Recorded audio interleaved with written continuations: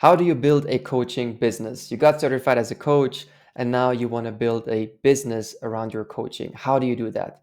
I'm Morris from CreateGrowProfit.com, and today I'm speaking to Amy Applebaum, and she has successfully built several businesses, also coaching businesses, and now she's back as a business coach. Amy, thank you so much for being here today.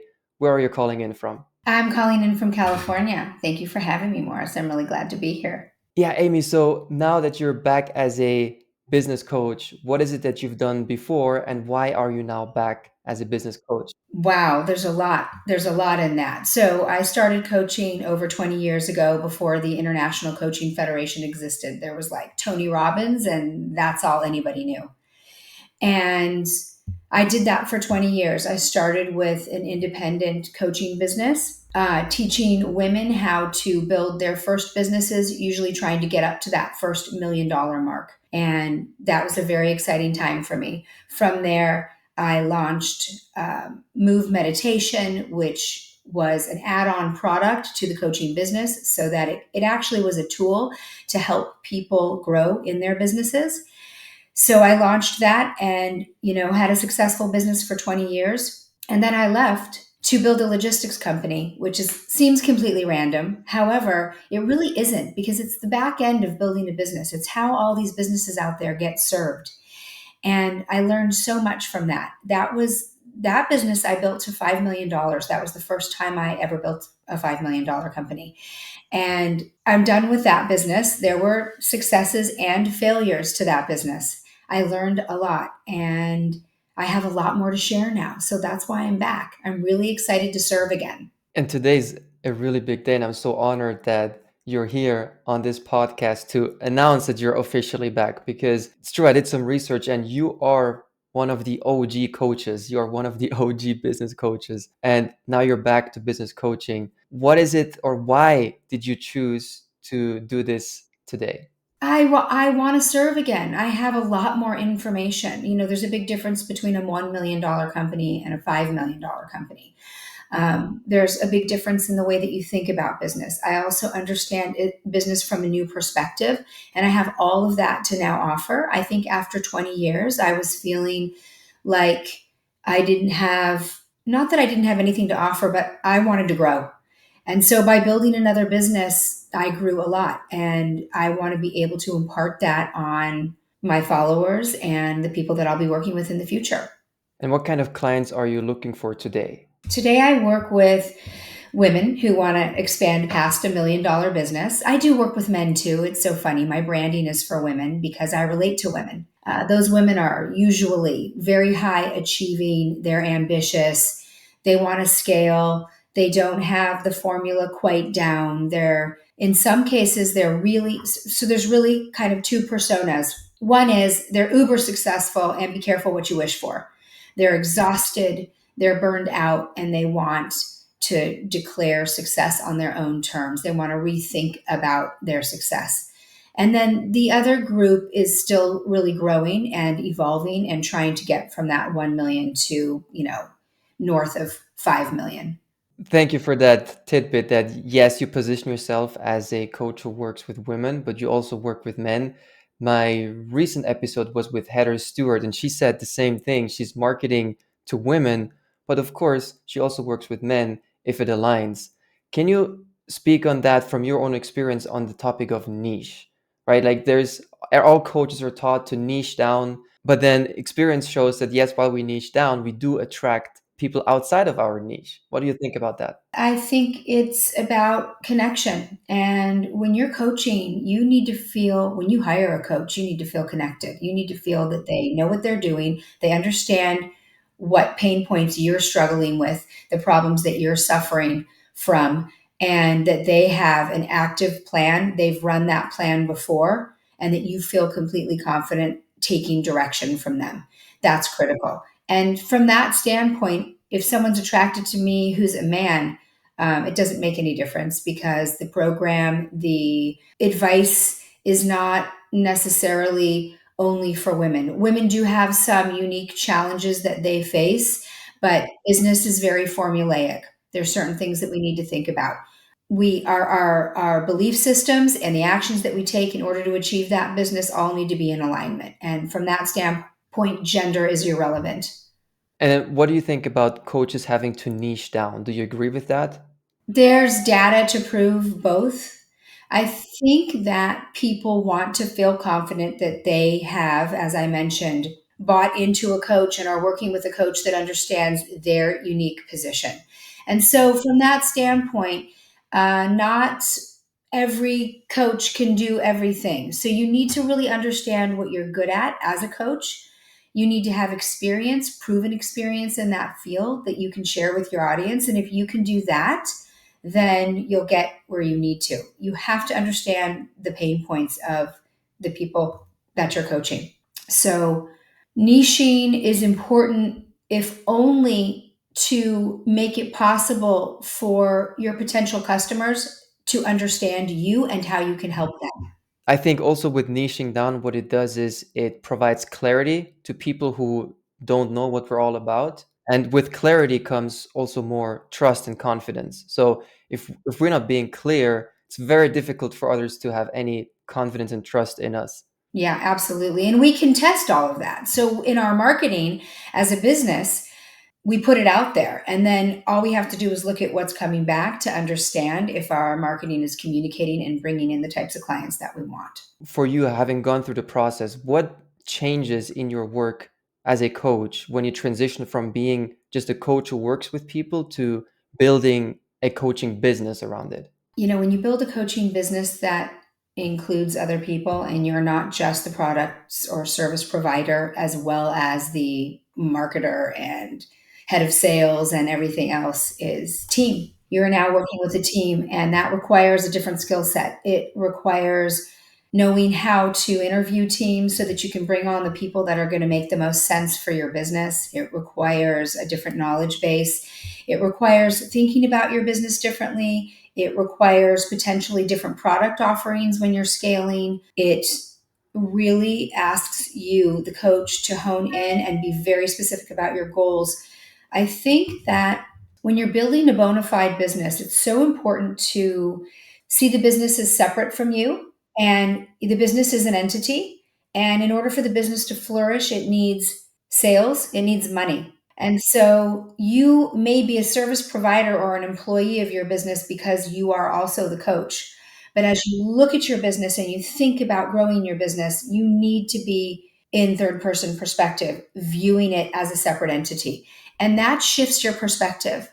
And you then start to think about it like, I don't know, like you're, building a gas station or you're building a different kind of a business. And oftentimes coaches don't do that. And so they don't focus on the right activity in their business. When you went through that transition, do you remember how much time you spent as an employee of the business and how much time you spent working on the business? Well, there's a trade off and it changes as you grow. So in the beginning, you're trying to get customers and clients. And so as you do that, you are working a lot and you're selling. And so you find yourself overwhelmed and exhausted with all the work that you have to do and the way that you have to show up. And as you start to think smarter about your business, maybe you're going to launch more, let's say, group programs or product offerings that don't require you to show up, or you're going to hire other people to run the coaching. Now you're not working in your business as much, you're working on your business more because you're incorporating team. It is absolutely critical. It sounds so like duh that you have to have a clear plan, and really, like, every coach's plan is different. And you really have to know what kind of life you want to live, how you want to serve, and what that business model is going to be in order to serve, so that all of your efforts are directed towards that goal. At what stage do you say someone is ready to start building the business and begin that transition? I think you want proof of concept of what it is that you're doing. You want experience, and you need to know what your niche is. You need to know what it is that you're selling. You can actually start a coaching business and start to scale right from the beginning if you build it that way. Maybe you're selling products that help people, or you've got a platform and your coaching business is based on hiring other coaches and you aren't actually doing the service providing at all.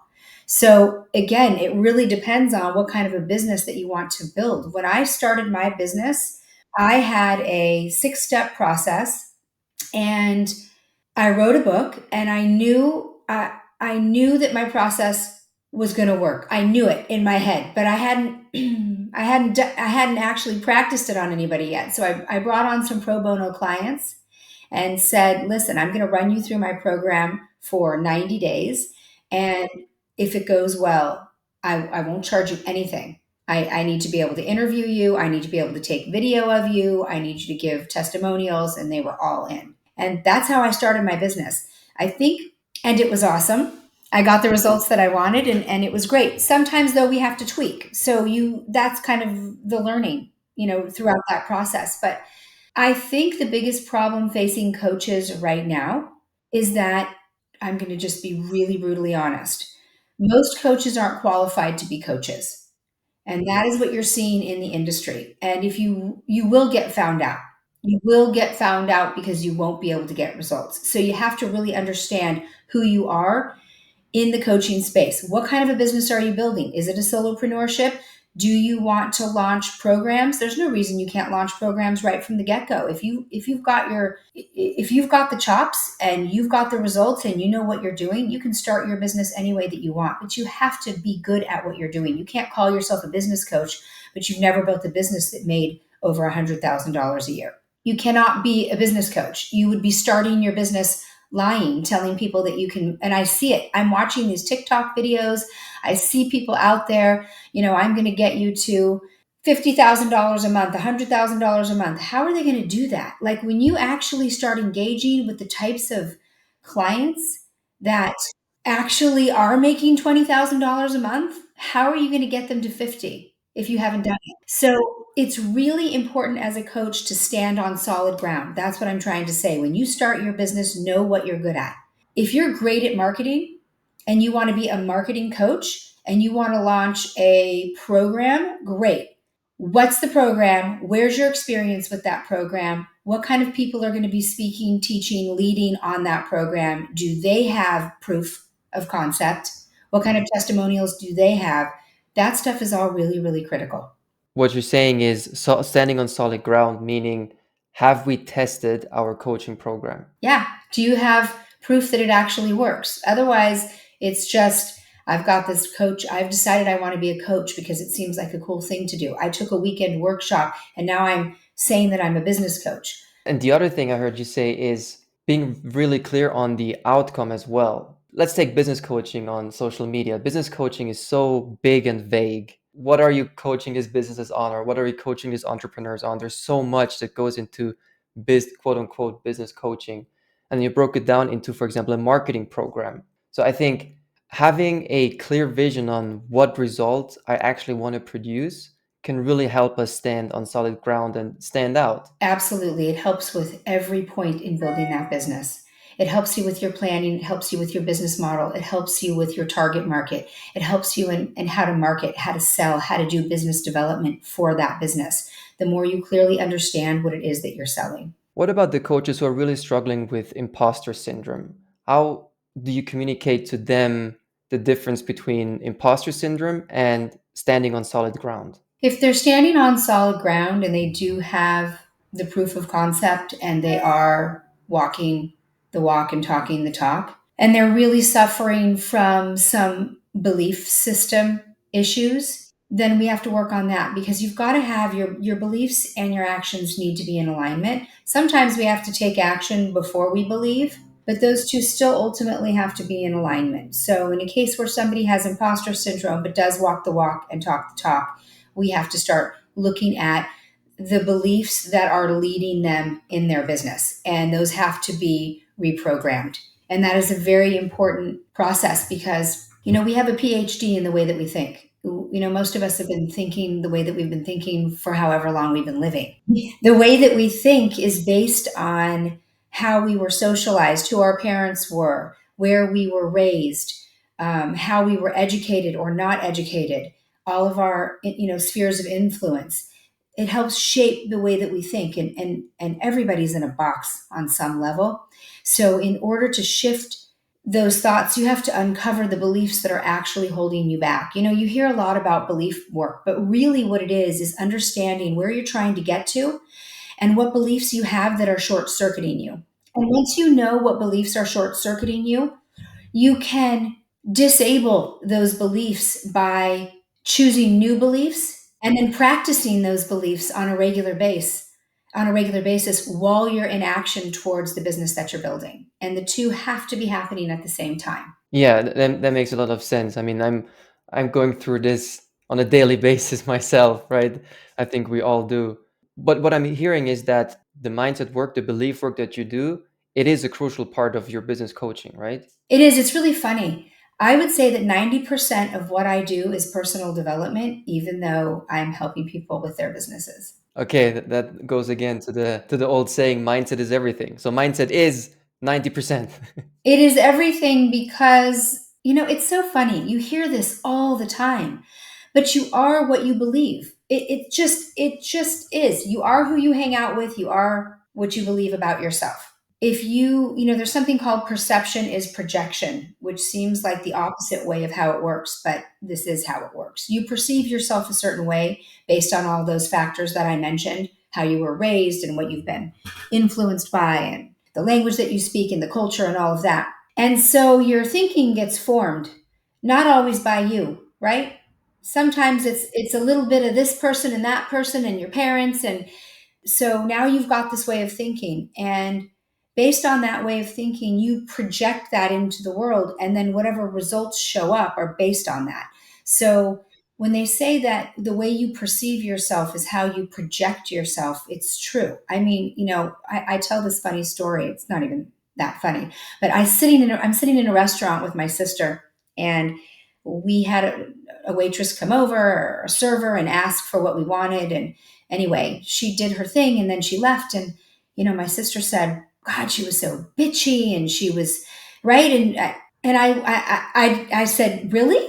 I didn't even notice. Like, I thought she was just kind of busy and getting to the point. I didn't notice that at all. But what it tells you is that we're all wearing a different set of glasses, and we see through the lens of those glasses. So she's seeing like everyone's out to get me, no one's paying enough attention to me. That's how she's viewing the world, and that's not the only time that shows up for her is in that restaurant, right? And I didn't even notice it, but I'm sitting there in the same situation, but I'm looking through a different pair of glasses. So it's absolutely critical that when you have repetitive events happen in your life that you don't want to have happen, that you have to look at the way you're viewing things and you have to shift that. So when you're dealing with women growing their businesses and you start to go into that scale to the masses model that we're talking about, you're going to find that you need different thinking in order to step into those to that world. It's like anything, right? I mean, no matter what you do in life, you have this way of thinking, and you get to this point and then you feel like you kind of hit the ceiling and you can't figure out why. And then you realize, ooh, my thinking's limited. The actions that I'm taking are all wrong. So I have to shift my thinking. I have to shift my actions, and boom, you pop out of that box. And now you're vibrating here and your life looks like this. And then, it just keeps happening. That happened to me on the topic of collaboration. Like when I started working purely digitally and online, I had this vision, this dream that I can be anonymous and I can just be hidden away somewhere and, make all the money online. And then as I wanted to really build a business, what I discovered is that I need to learn how to collaborate. And collaboration was something it wasn't part of my vision. It was actually the opposite of that. I wanted to be the Of your vision. Yeah. yeah, well, I wanted to be the successful introvert. And then it was a new pair of glasses. It was looking at collaboration through a different lens. And ever since I opened up to collaborating, many things became so much easier, more profitable. It was a huge step forward for me. But before that, I could have never seen that. Imagine that for yourself. And that's exactly what happens, right? When you set a new goal, sometimes you kind of look around and it's like,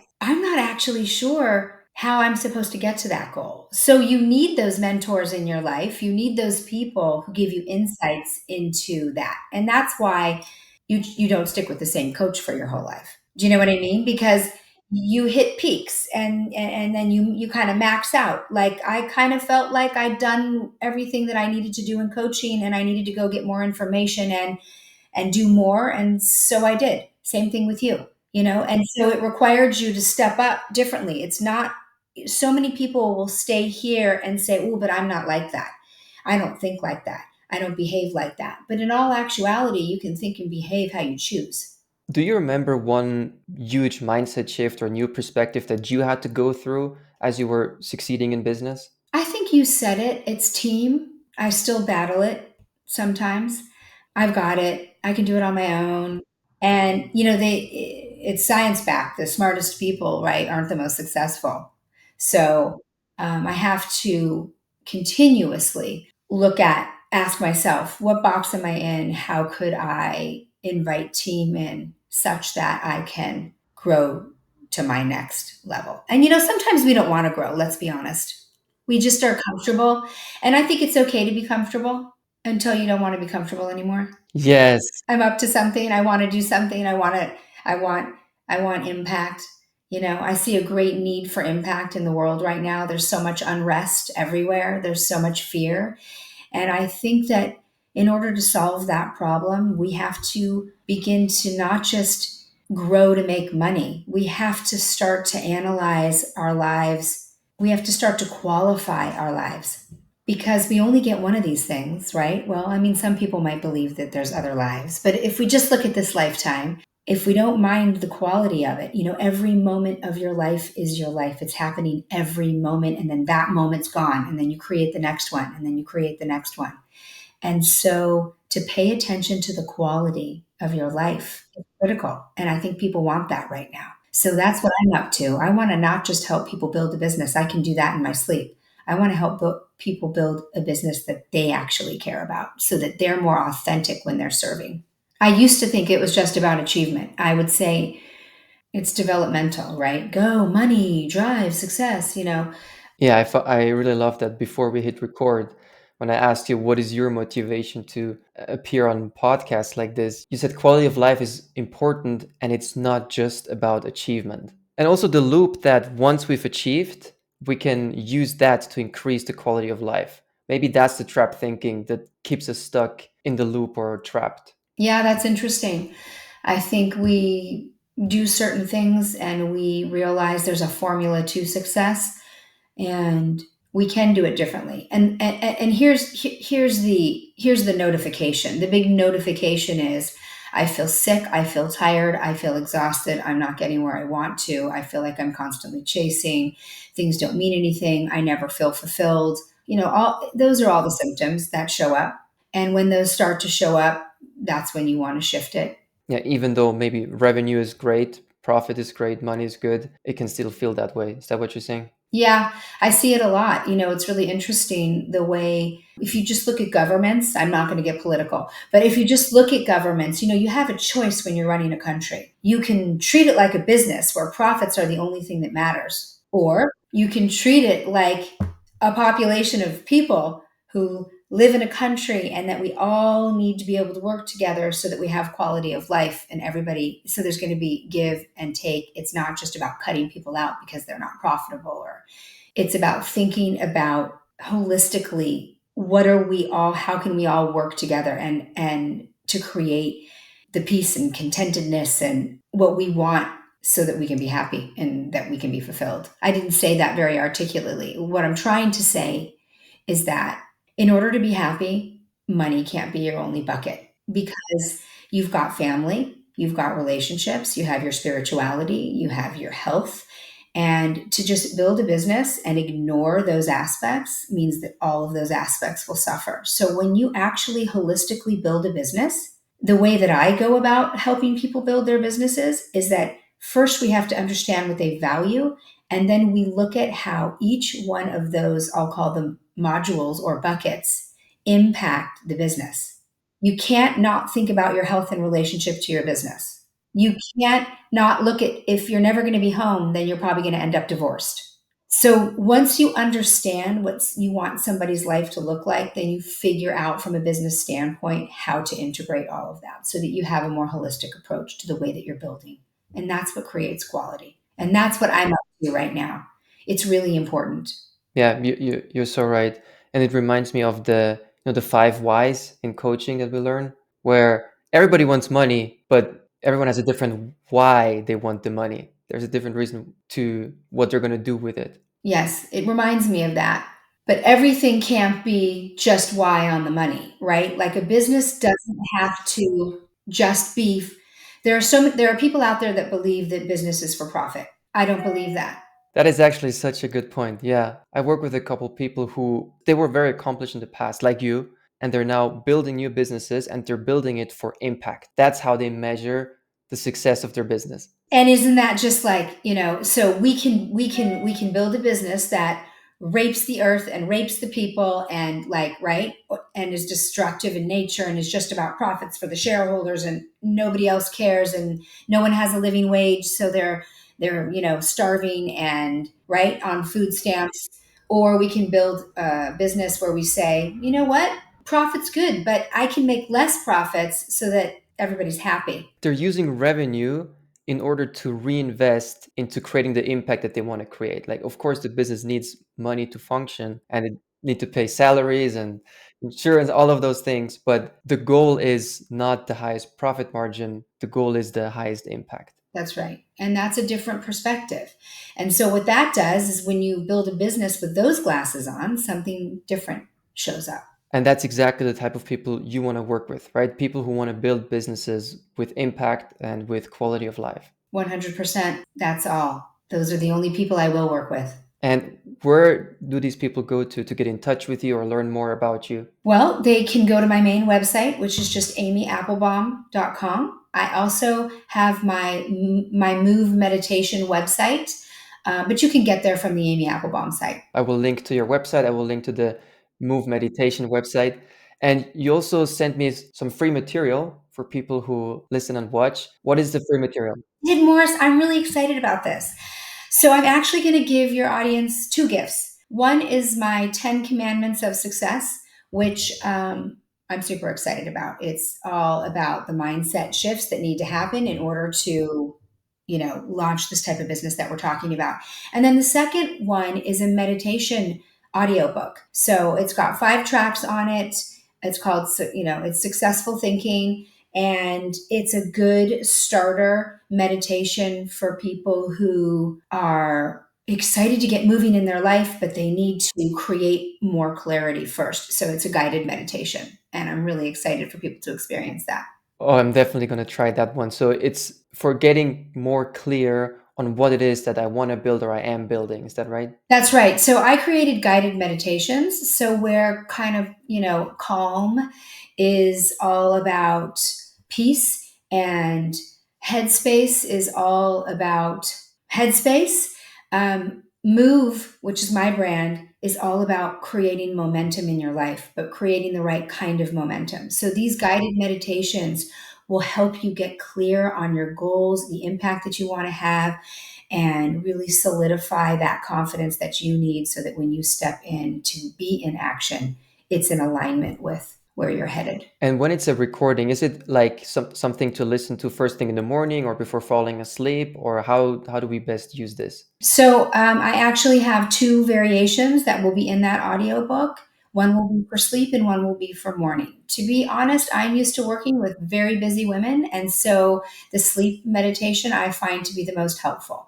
When you couple meditation with coaching, the impact is huge because you're not only working on your thinking and what you're showing up to, what that new PhD is every day when you wake up, but you're supporting that with the actions that you're taking. So the two are working in harmony. Awesome. Thank you so much, Amy. I will link to all of that below the episode. Yeah, thank you so much for having me. This was so fun. This was a good coming out for me. Welcome back, Amy. It was so great having you here. Thank you. Thank you so much for having me. I really appreciate it.